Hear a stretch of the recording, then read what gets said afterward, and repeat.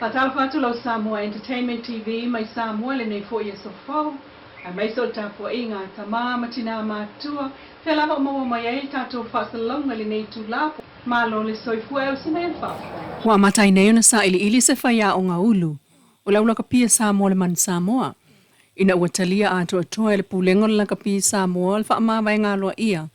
Ale ali ina fai ma faia o nga ulu le laula ka pia Samoa le man Samoa le fionga. A mase mo Henry Swalka. Mai le tu lawal pulengo la ka pia Samoa fa la ulu ai mai ana nafi. O le fa ma vai nga mase le sono Januari. Natalia i lava i le taimile na i le fono fa atono la ka pia Samoa. E wha mawai ane masa il tofinga, a o wha malolo le tu mawai e le pulenga, talu tu o inga wha asoli tu la fono o lo moli ai. Pe ta i alo o wha mawina pea le si itia o ta alonga le manu Samoa. I lalo o le ta ita inga le sunga masa i tau sanga taluai. E pe o na manu malo ai le manu i lona malai, i le la ta alonga ma Italia ma le tulanga na iai. Ma le mawalunga o le tulanga na iai ta alonga le ipol Pasifika. O moli mawina e le te fono tu le epasa i le malia le ngaui le mawa e foi o le sao o le sunga mase i le awal man Samoa ai o le atina ina o le ta longa ma watu iai lana wha amanuia i sila asanga o le soifu o ngalue mai o le amata e foi o na sa ili se isi whaia o ngaulu o le au mo le wha awa wai o na tulanga mawalunga o le aulaka pia Samoa le manu Samoa o na tulanga wha avao malo. Inisi o tala e ui o le tele o timunga o le aso atoana nafi aluai ma le po na po. Peita i o le whaafita i malamane lava le tai au. O la lava paipa o le lio o afio anga o le taulanga wa pia. Whaatusa isi vaenga o le tunu upe o tongtongi inga mati a vea uta. Na motu sial o nanga tau sua vaitalu le mamafa o timu. Mata whenga i vaitafe. O fōlinga va ai o le taulanga i le asonga fua e o mai i le ono i le tai au na leila. Ele ai lava se suinga i le lolo o i funga lei.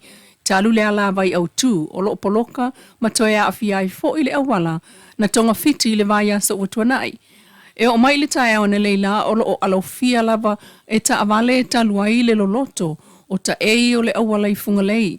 Ai o fōlinga o le tau i le nei aso e tu mau lava la pata inga o timunga mamafa, la pata inga o lolonga, la pata inga mo ngā sami, fautuanga o savili malolosi, o se vaenga o whetaia inga o savili matimunga, leo lo ta otopea i lunga o Samoa.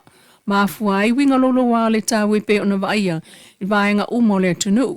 O nei tūlanga o le a au maia pea timunga mamafa wha pea savili malolosi, ma wha atau taue o atu le whali mai le 5 kilomita i le itu la mo le aso. Matuma wai lo longa i no whanga mawa lalo ma vai tafe, o wha maumaungai o ngā sami o Samoa o atangi ai. Le maua lunga o ngalue o atu le lua ma le afa mita, mai ono wha solo ina wha atupula ia, ma si isi atu i le 3 mita i le so. E peon wha mawina le ofisa wa aitau i mulinu i le 5 i le waweawa na leila. E amatatu i le so le so fito Januari lua o lua 5, le isi vaenga wha opopo i tala wha solpito o le malo tuto atasi o Samoa. Ina ua atofa i le wha atautonga o sui yao le malo Samoa e totolu, i le taulo se fulu tasi i le tai au le so. O le whatautongo a la tau fionga e au fiai, le tui atua tupua tamasa se efi, le sunga mali e tua moli le lua, ma le sunga la ulu tia mapusone mapusua. O le sunga le mamia ropati mua lia sa ia tau veto tasi mai, le fono sui tofia talu malua fesfluono, po le valu tau sanga, ma wha mai aila na tau tua le masino te sema, le ana te nei. O le filifili atu le fionga tu ya tua le tofinga sui au. E le fau talu sa ia tau avea mua mai. Le tofinga au le malo Samoa mai le sunga le mali e tua tanu maa fili lua. I le lua fe ma le fitu lua fe sfulfitu. Peita ina sui a mai ai e le fionga atu i mele li whano so lau viva al toa lua. I le nā taimia o mai nei. Ma te wai le tula fono wha avai o Samoa e ngata i le ta ilua no fo inga. A le au le malo talu mai le lua fe sfuluiva.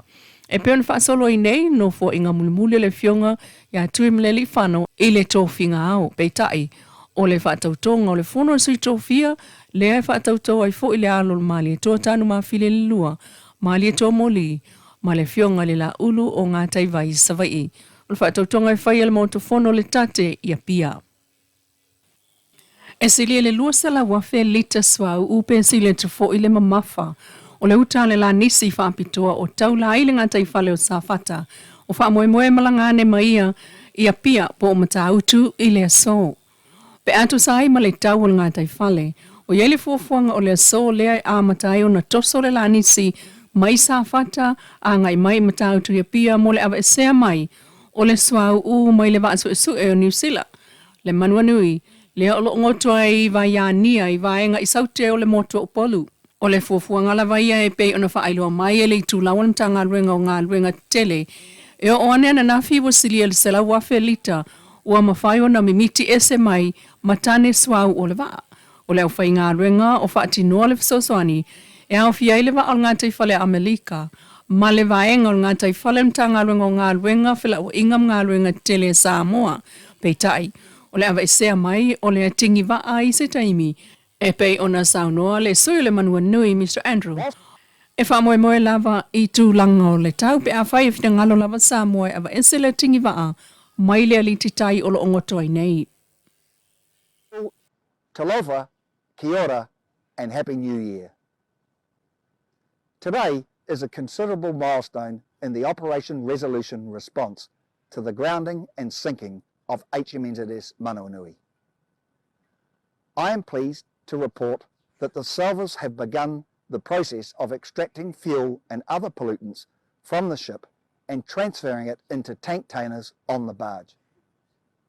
A large quantity of automotive gas oil and other pollutants are held on board in various locations throughout the ship, and we are expecting removal to take a number of weeks. As always, progress is dependent on favourable sea and weather conditions, which the salver monitors daily.